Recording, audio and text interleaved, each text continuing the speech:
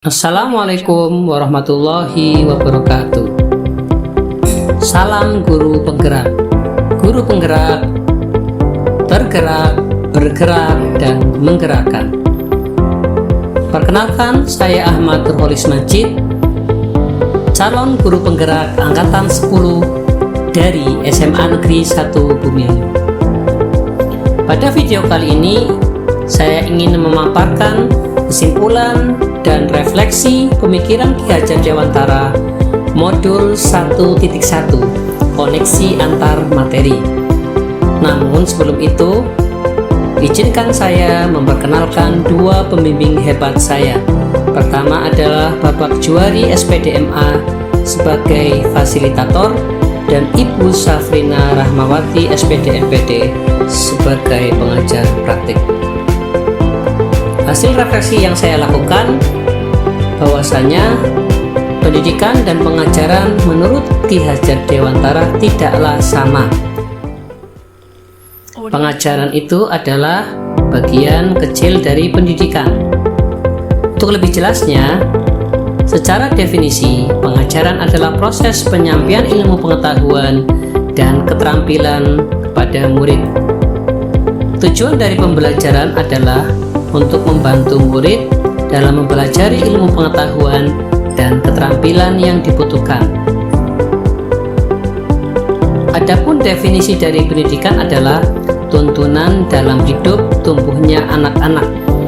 Pendidikan bertujuan untuk menuntun anak-anak untuk mencapai keselamatan dan kebahagiaan yang setinggi-tingginya sebagai manusia dan anggota masyarakat. Tujuan dari pendidikan adalah membentuk manusia yang merdeka, lahir dan batin, berbudi pekerti luhur, dan memiliki pengetahuan yang luas. Oleh karena itu, terdapat perbedaan antara pendidikan dan pengajaran. Pendidikan berfokus pada pengembangan diri anak secara menyeluruh, sedangkan pengajaran berfokus pada transfer ilmu pengetahuan dan keterampilan.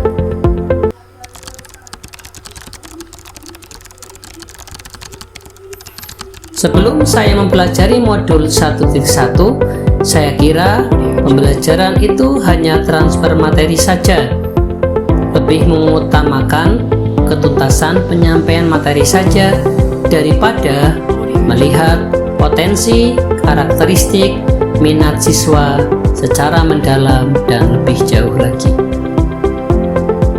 Sebelum mempelajari modul 1.1, saya hanya fokus pada materi saja, tapi luput dari memahamkan siswa terhadap materi yang saya jelaskan. Kemudian, saya juga hanya fokus menilai, tapi luput dari membuat rencana tindak lanjut. Sebelum mempelajari modul 1.1, saya dalam keseharian hanya fokus memerintahkan kepada murid, memerintahkan PR, memerintahkan mengerjakan tugas, tapi luput untuk menuntun bagaimana mengerjakan tugas dan bagaimana mengerjakan PR dengan baik.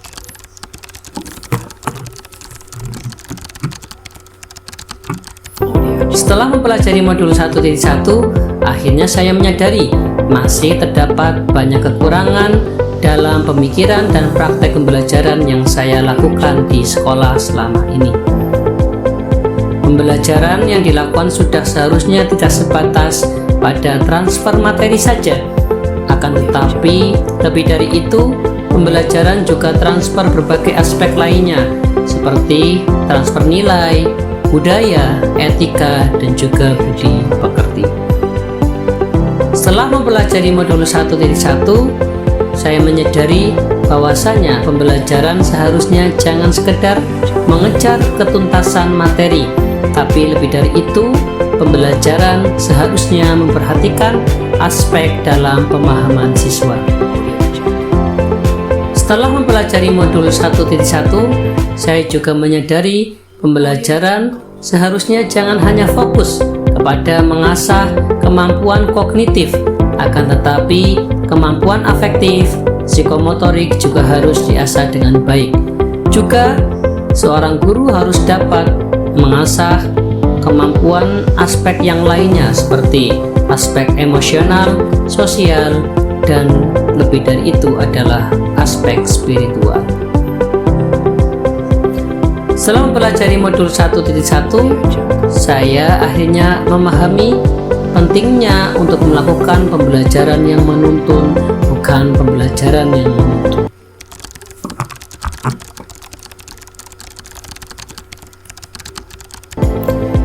Yang akan saya lakukan adalah yang pertama, saya berusaha untuk mendesain pembelajaran yang interaktif dan menarik serta siswa untuk berperan, juga pembelajaran yang berpusat kepada siswa. Harapannya dengan pembelajaran ini siswa akan lebih antusias dan tujuan pembelajaran dan pendidikan akan mudah tercapai. Yang kedua adalah mendesain pembelajaran yang dapat mengembangkan pada aspek multiple intelligency. Sudah seyogyanya pendidikan yang kita lakukan tidak hanya mengasah satu aspek saja atau berfokus pada satu aspek yaitu kognitif, akan tetapi terdapat banyak kecerdasan lainnya yang juga harus diasah dan dikembangkan menjadi potensi unik siswa. Yang ketiga, membuat pembelajaran yang sesuai dengan keterampilan abad ke-21. Di antaranya adalah keterampilan berpikir kritis, kreatif, kolaboratif, dan komunikatif. Ini sesuai dengan ajaran Ki Hajar Dewantara terkait dengan relevansi terhadap zaman atau sesuai dengan kodrat zaman.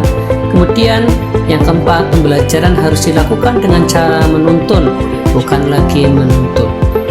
Dengan pembelajaran yang menuntun, tujuan utamanya adalah agar potensi besar siswa, potensi yang dimiliki siswa itu bisa keluar secara maksimal. Kemudian yang terakhir, sebagai seorang guru, saya berusaha menjadi pribadi yang baik agar dapat diteladani oleh siswa, menjadi teladan untuk semua siswa, baik aspek karakter, kepribadian, sosial, maupun yang lainnya. Ini sesuai dengan prinsip Ki Hajar Dewantara ing ngarsa sung tulodo, atau yang depan memberikan contoh, demi terciptanya generasi yang memiliki budi luhur, akhlakul karimah, dan kepribadian yang baik. Terakhir, mengajar berarti selalu belajar. Sebagai seorang pengajar, tidak boleh anti terhadap belajar, dan belajar, agar sebagai seorang guru bisa memaksimalkan potensi siswa secara baik. Semoga menginspirasi. Demikian pemaparan video dari saya. Kurang lebihnya mohon maaf. Wassalamualaikum warahmatullahi wabarakatuh.